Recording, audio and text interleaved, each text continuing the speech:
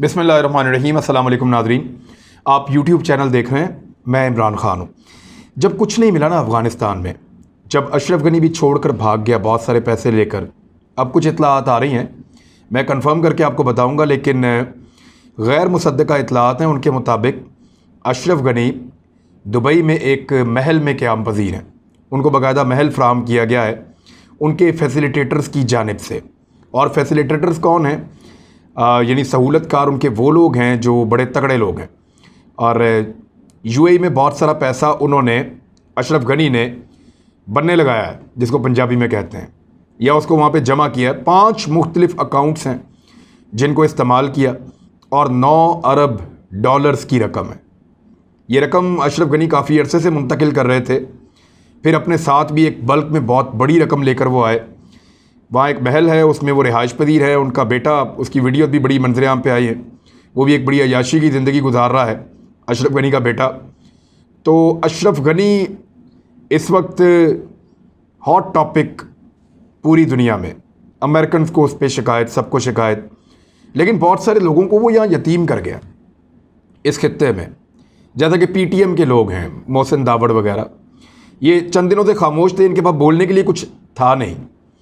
ना अशरफ गनी के बारे में बोल सकते थे, ना अमेरिकन के बारे में बोल सकते थे, ना भागने वालों के बारे में, ना अफ़गान फ़ौज के बारे में। हालांकि ये शख्स जो मोहसिन दावड़ है, मेंबर कौमी असम्बली है बेशक पाकिस्तान का, ये थोड़ा अर्सा पहले दावा कर रहा था कि अफ़गानिस्तान के अंदर तालिबान कोई लड़ाई नहीं जीत रहे। ये उनकी फतूहात की झूठी कहानियाँ हैं जो मैं बता रहा था, या मेरे कुछ और साथी मीडिया में बता रहे थे। उनकी ये ख्वाहिश थी कि हम ये बताएं कि अफ़गान फ़ौज तालिबान को मार रही है, अफ़गान फ़ौज तालिबान को खुदेड़ रही है और उनसे इलाके छीन रही है, और अशरफ गनी फ़तह कर रहा है और वो अशरफ गनी के साथ खड़े हैं। वो ये चाह रहे थे कि हम मीडिया को वो बताएं, लेकिन हम तो वो बता रहे थे लोगों को जो सच था, कि अशरफ गनी हार रहा था, उसके लोग हार रहे थे, वो जीत नहीं रहे थे, भाग रहे थे जान छुड़ा के। उनकी फ़ौज हथियार डाल रही थी, तालिबान आगे बढ़ते चले जा रहे थे, और हमने जो रिपोर्ट किया वो सच साबित हुआ। इस आदमी को सांप सूंघ गया, उसके बाद ये बोला नहीं। अब ये बोला है काफ़ी दिनों के बाद, तो बोला क्या है? मोहसिन दावड़ ने एक ट्वीट किया और कहा कि प्यारे दोस्तों, अफ़गानिस्तान का कौमी परचम हमारा फ़ख्र है, इसकी हिफाजत हमारी मुश्तरका ज़िम्मेदारी है। ये उसने कहा है। Afghanistan national flag is our shared pride और safeguarding it is our shared responsibility. यानी हम सब का ये फ़ख्र है और हम सब की ये मुश्तरका ज़िम्मेदारी है कि इस झंडे की हिफाजत करें। और साथ अफ़गानिस्तान के झंडे की इसने तस्वीर भी लगाई है। इस शख्स ने 14 अगस्त पे पाकिस्तान के झंडे की फ़ोटो नहीं लगाई, इस साल भी नहीं लगाई, पिछले साल भी नहीं लगाई, लगाता भी नहीं है। लेकिन ये अफ़गानिस्तान के झंडे को बहुत प्यार करता है। वो झंडा जिसके साथ अशरफ गनी जुड़ा है, वो झंडा जिसके साथ हामिद करज़ई जुड़ा है, वो झंडा जिसके साथ CIA और मोसाद जैसी एजेंसियां जुड़ी हैं, उस झंडे से ये बहुत प्यार करता है। लेकिन इस झंडे की हकीकत क्या है वो मैं आपको बताता हूँ। एक्चुअली हुआ ये कि कुछ जगहों पे एहतजाज हुआ है अफ़गानिस्तान में, और जो एहतजाज हुआ है वो ज़्यादातर 2 शहर हैं, जिसमें एक असदाबाद और एक जलालाबाद। यहाँ पे एहतजाज हुआ, लोग झंडा लेकर आ गए और उन्होंने कहा जी कि जो तालिबान नया झंडा लगा रहे हैं अफ़गानिस्तान का, वो हमें कबूल नहीं है। हमें जो अफ़गानिस्तान का पुराना झंडा है, जो अशरफ गनी के टाइम का है, वो वाला झंडा हमें कबूल है। तालिबान अपना वो झंडा लेकर आए हैं जो उनका पिछले दौरे हुकूमत में था। जब अमारात इस्लामी की उन्होंने बुनियाद रखी थी, तो उनका सफ़ेद रंग का झंडा था जिसमें कलमा तैयबा लिखा हुआ था ब्लैक रंग से। वो कहते हैं ये झंडा है अफ़गानिस्तान का, और यही झंडा था पहले लड़ाई से। जब नेटो चली गई तो फिर वापस वो झंडा आ गया। लेकिन यहाँ पे अफ़गान क्योंकि 20 साल तक एक झंडे के साथ रहे हैं, तो उनका ये कहना, 20 साल तो नहीं लेकिन लंबा अरसा रहे हैं, उनका ये कहना कि काला, सुर्ख और सब्ज़ रंग का ये झंडा, जिसके बीच में एक मोनोग्राम बना हुआ है, एक मस्जिद है, अफ़गानिस्तान लिखा हुआ है, कलमा तैयबा ऊपर लिखा हुआ है, और साइडों पे जो है वो अनाज की तस्वीरें ऐसे गोल करके बनी हुई हैं। वो ये कहते हैं जी कि ये वाला हमारा झंडा है और इसको बरकरार रखा जाए। तो यहाँ तालिबान ने सख्ती की है, वो झंडे के ऊपर कॉम्प्रोमाइज़ नहीं कर रहे। अगर कहीं पे लड़ाई या मार कुटाई हुई है तालिबान के हाथों, तो वो सिर्फ इस बात पे हुई है, ना बच्चियों के स्कूल जाने पे, ना इंसानी हुकूक पे, ना अहले तशी के मातमी जुलूस निकालने के ऊपर, बल्कि हर जगह उन्होंने फैसिलिटेट किया है, लेकिन झंडे के मामले पे वो कंप्रोमाइज़ नहीं कर रहे, क्योंकि यहाँ वो पूरी जंग लड़के आए हैं एक झंडे के नीचे। 20 साल तक वो सफ़ेद रंग का एक झंडा था जिस पे काले रंग से कलमा तैयबा लिखा हुआ था। तालिबान उस झंडे के नीचे लड़ाई लड़ते रहे हैं। वो ये कहते हैं कि हम जिस झंडे के लिए इतनी जंग लड़ी हमने, उसको छोड़ के तो वो झंडा अपना लें जो झंडा अफ़गान फोर्सेस लेकर आती थी, तो उनके लिए भी मुश्किल है। दूसरा, बहुत सारे जो अफ़गान शहरी हैं उन्होंने इस झंडे से बहुत प्यार किया है, एक पूरी नस्ल इस झंडे के साथ बड़ी हुई है, तो उनको भी लगता है कि अफ़गानिस्तान का झंडा तो ये है। लेकिन क्या अफ़गानिस्तान का हमेशा से यही झंडा है? ये एक बड़ा सवाल है। इसका जवाब मैं आपको देता हूँ, लेकिन पहले आप ये देखें कि ट्विटर पे एक टॉप ट्रेंड चलता रहा और इसको अफ़गानों ने चलाया बहुत ज़्यादा कि do not change national flag, कि जो कौमी परचम है उसको तब्दील मत कीजिए। ये उनका एक टॉप ट्रेंड चला।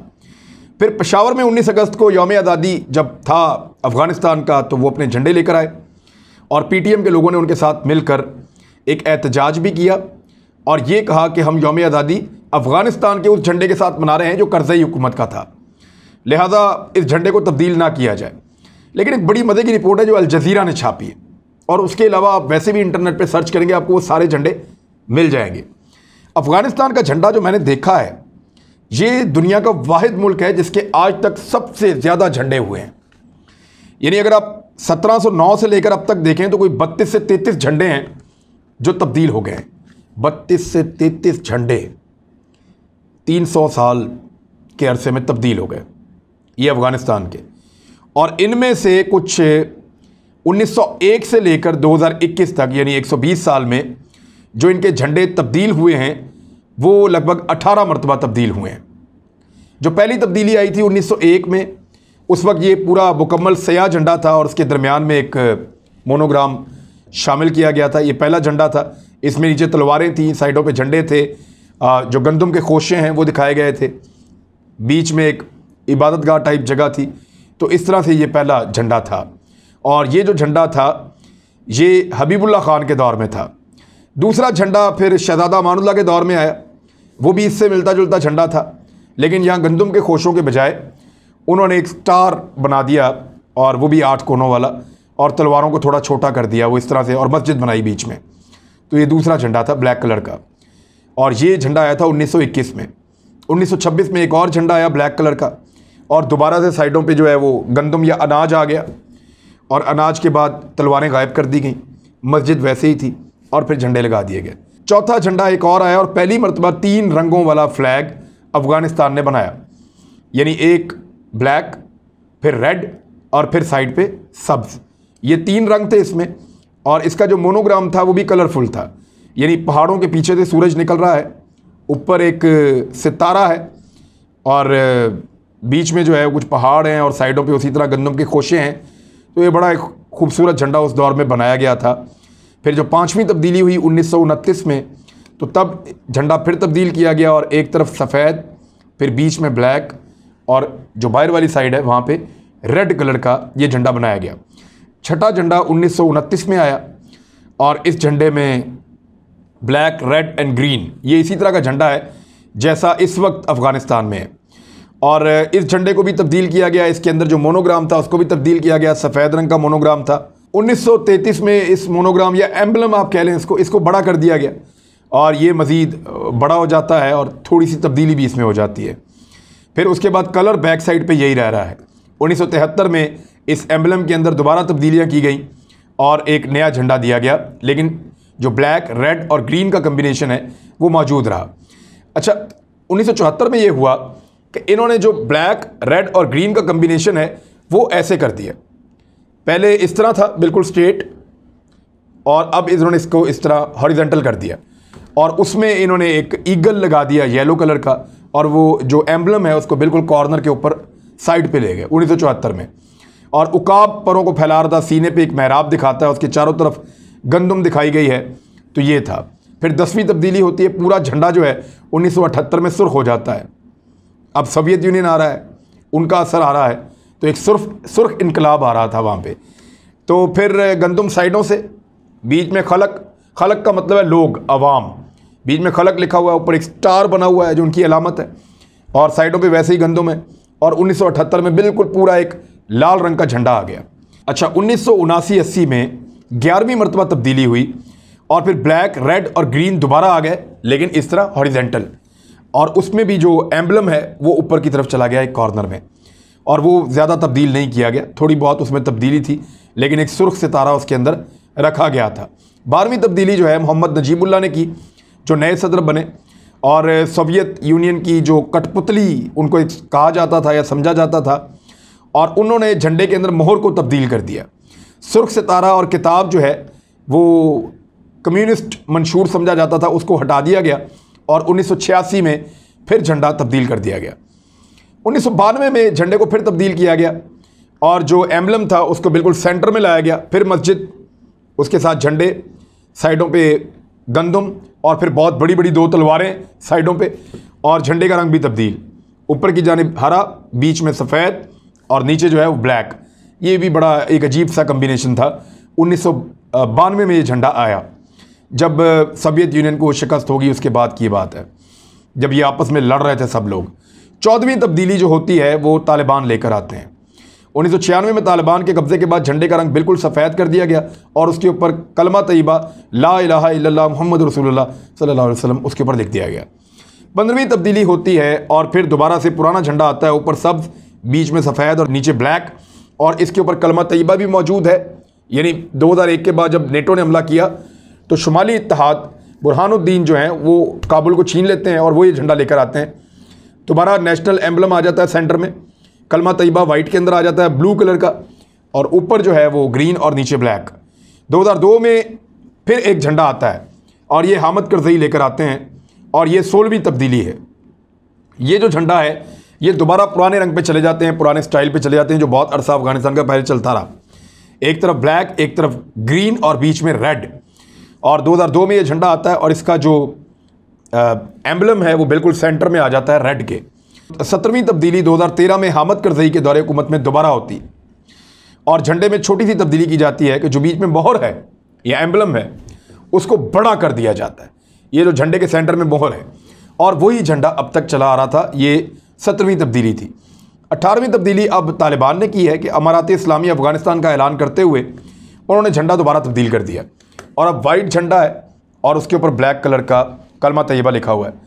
इतनी दफ़ा अफगानिस्तान का झंडा तब्दील हुआ है कि उसको अब नेशनल प्राइड कहना और ये कहना कि मुश्तरका तौर पे लड़ना पड़ेगा, इसका ख्याल रखना पड़ेगा, ये बेवकूफ़ बनाने की कोशिश कर रहा है और कुछ नहीं है। यानी इनके पास कहने के लिए कुछ नहीं है। अशरफ गनी के बारे में बात नहीं कर सकते इस वक्त, ये तालिबान की जो जीत है उसके बारे में बात नहीं कर सकते, अफ़गान फोर्सेस की नाकामी के बारे में बात नहीं कर सकते, इस वक्त अमेरिका की पसपाई और वेस्टर्न कंट्रीज़ के वापस भाग जाने के ऊपर बात नहीं कर सकते। हर चीज़ के अंदर बहुत ज़्यादा शर्मिंदगी लगती है पश्तून तहफ़्फ़ुज़ मूवमेंट वालों को, लिहाजा वो अब एक ऐसे झंडे पे बात कर रहे हैं, एक ऐसे इशू पे बात कर रहे हैं जो अफ़गानिस्तान के लिए इतना बड़ा इशू बनेगा नहीं। वो इसलिए नहीं बनेगा कि ये झंडा पहले ही को 30-32 मरतबा तब्दील हो गया 300 साल में, और बल्कि 32 से ज़्यादा मरतबा तब्दील हो गया 300 साल में, और पिछले 120 साल में कुछ 18वीं मरतबा ये तब्दील हो रहा है। मैंने आपको सारा रिकॉर्ड बता दिया। लिहाजा अब ये सिर्फ ऐसी चीज़ें ढूंढ रहे हैं जहाँ पे कुछ ना कुछ बोलने का मौका मिल जाए या कुछ ना कुछ शोरिश फैलाने का मौका मिल जाए। लेट्स सी वहाँ होता क्या है। अफ़गानों को अपने उस झंडे से भी बहुत प्यार है, तालिबान को अपने इस झंडे से बहुत प्यार है।